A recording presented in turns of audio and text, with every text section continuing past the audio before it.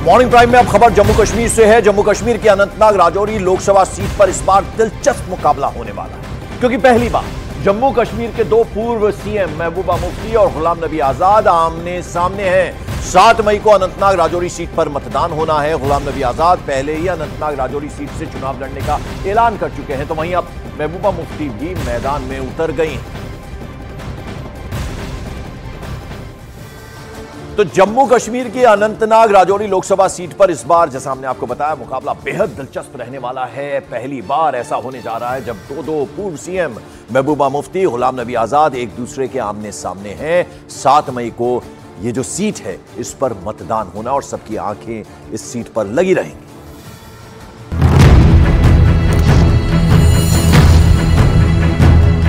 जम्मू कश्मीर के मुख्यमंत्री रहे दो कद्दावर नेता चुनावी मैदान में दो हाथ करने वाले हैं।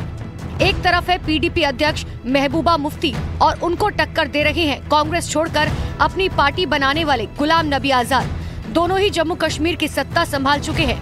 अनंतनाग राजौरी सीट से लोकसभा पहुंचने की तैयारी में है। गुलाम नबी आजाद पहले ही अनंतनाग राजौरी सीट से चुनाव लड़ने का ऐलान कर चुके हैं। वहीं महबूबा मुफ्ती अब मैदान में उतरी हैं। पहले ये अनंतनाग लोकसभा सीट हुआ करती थी, लेकिन 2 साल पहले डिलिमिटेशन के तहत हुए बदलावों के बाद उसका नाम अनंतनाग राजौरी हो चुका है। डिलिमिटेशन से पहले अनंतनाग सीट से महबूबा मुफ्ती 2 बार जीत चुकी है, एक बार 2004 में और फिर 2014 में। दक्षिण कश्मीर के उस इलाके में उनकी पार्टी की अच्छी पकड़ मानी जाती है, जबकि गुलाम नबी आजाद इस इलाके से पहली बार मैदान में है। लेकिन ये बात महबूबा की डगर आसान बनाने की गारंटी नहीं। ऐसा इसीलिए क्योंकि डिलिमिटेशन के बाद अनंतनाग का पूरा सियासी गणित बदल गया है। ऐसे में अनंतनाग राजौरी सीट से किसी भी नेता की जीत का अंदाजा लगा पाना बहुत मुश्किल है।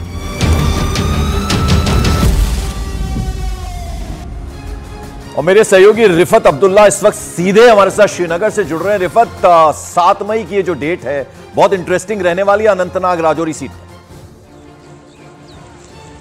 बिल्कुल पंकज, आपने सही कहा, क्योंकि दो जो पूर्व मुख्यमंत्री हैं उनका मुस्तकबिल दाव पे लगा है, क्योंकि महबूबा मुफ्ती भी वहां पे चुनाव लड़ रही है और गुलाम नबी आजाद भी। गुलाम नबी आजाद पहली बार वहां पे पार्लियामेंट इलेक्शंस में उतरे हैं, लेकिन महबूबा मुफ्ती इससे पहले 2 बार मेंबर पार्लियामेंट रही है अनंतनाग सीट से और इस बार भी वो कॉन्टेस्ट कर रही हैं, क्योंकि कल ही उन्होंने अनाउंस किया कि अब महबूबा मुफ्ती जो है वहां से चुनाव लड़ेंगी। और उसके अलावा मियां अल्ताफ मैदान में है नेशनल कॉन्फ्रेंस की तरफ से, क्योंकि यह समझा जा रहा था कि नेशनल कॉन्फ्रेंस का स्ट्रांग होल्ड रहा है पूरे अनंतनाग पार्लियामेंट सीट पे, क्योंकि लगातार वो वहां से जीतते आए हैं। जो 2019 में चुनाव हुए थे वहां से हसनैन मसूदी जो हैं वो जज थे हाई कोर्ट के, और उसके बाद वो चुनावी मैदान में आए थे और उन्होंने नेशनल कॉन्फ्रेंस की टिकट पे वहां से जीत दर्ज की थी। तो इस बार मुकाबला बहुत सख्त होगा अनंतनाग पार्लियामेंट सीट पे। सबकी नजरें इसीलिए इस पे होंगी क्योंकि 2 फॉर्मर चीफ मिनिस्टर इस बार जो है चुनावी मैदान में उतरे हैं, और अब कौन जीत दर्ज कर पाएगा ये आने वाला वक्त बताएगा। लेकिन इस बार थोड़ा सा डिफिकल्ट इसलिए भी चुनाव है क्योंकि इस अनंतनाग पार्लियामेंट सीट के साथ राजौरी और पुंछ के इलाके जोड़ दिए गए हैं, जबकि पुलवामा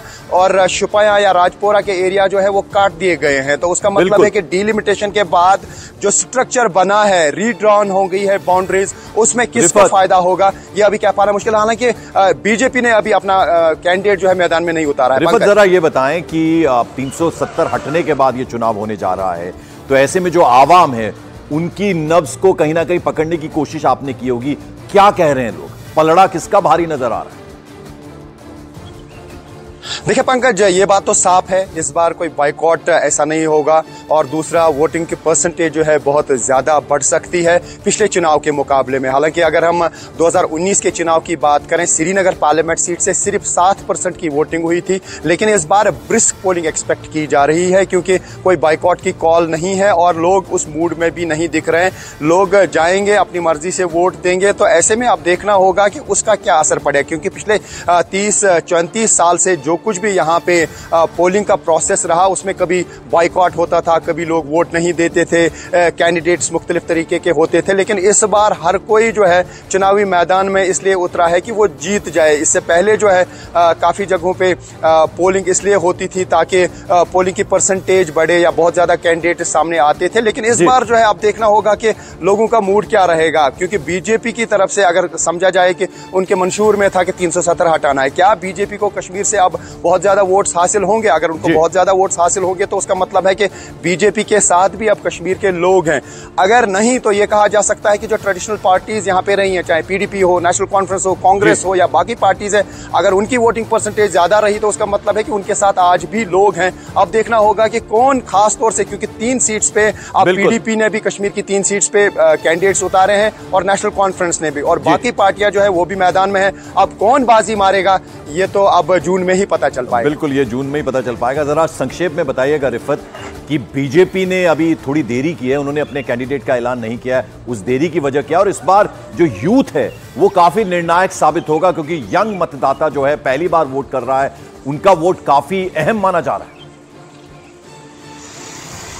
देखिए पंकज, ना सिर्फ यंग वोटर्स बल्कि जो यहाँ पे वोटर्स हैं उनकी परसेंटेज कितनी रहेगी उस पे भी सबकी नजरें होंगी, क्योंकि 2019 के साथ कंपैरिजन किया जाएगा, 14 के साथ या उससे पहले जितने भी यहाँ पे पार्लियामेंट इलेक्शंस हुए, 2009 में भी पार्लियामेंट इलेक्शन हुए, तो इसमें अब सबकी नजरें इसी पे होंगी कि कितना परसेंटेज रहेगा। देखिए, अगर परसेंटेज भी बहुत ज्यादा रहेगी तो उसका मतलब है कि सरकार जो है, भारत सरकार या बीजेपी, वो यही कहेगी कि ऐसे हालात यहाँ पे बनाए गए कि आप देखिए कि पहले लोग वोट देने भी नहीं आते थे, डेमोक्रेटिक प्रोसेस में नहीं आते थे, लेकिन अब बहुत ज्यादा लोग जो है वो सामने आए, उन्होंने वोट किया, तो उसका भी वो क्रेडिट जरूर लेना चाहेंगे, क्योंकि कश्मीर पे बहुत ज्यादा पॉलिटिक्स हो रही है और पहले से होती आई है, आज नहीं 1940 से होती आई है, तो इस पे सबकी नजरें रहेंगी। लेकिन खास तौर से जिस तरीके से आपने ये कहा कि जो यंग वोटर्स हैं वो जरूर इस बार ऐसा लगता है कि सामने आएंगे।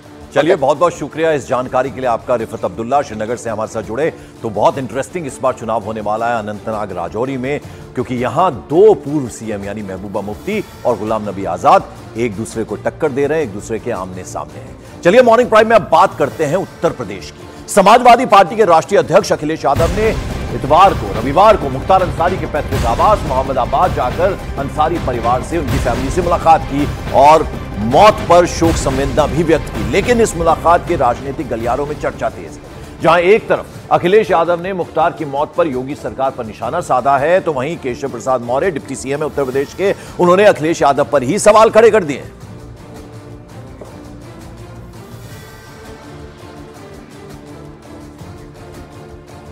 तो आपको बता दें, अखिलेश यादव ने अंसारी परिवार से मुलाकात की है, तस्वीरें हम आपको दिखा रहे हैं, और यहां जो ये मुलाकात हुई है इसको लेकर अब बीजेपी ने कई सारे सवाल खड़े कर दिए हैं और दोनों ही तरफ से सवाल खड़े हो रहे हैं। अखिलेश यादव ने मुख्तार की मौत पर योगी सरकार पर निशाना साधा है, तो वहीं केशव प्रसाद मौर्य जो डिप्टी सीएम हैं, उन्होंने ये जो विजिट किया, उन्होंने फैमिली का, अंसारी परिवार के फैमिली से मिलने गए, उस पर अब सवाल खड़े कर दिए।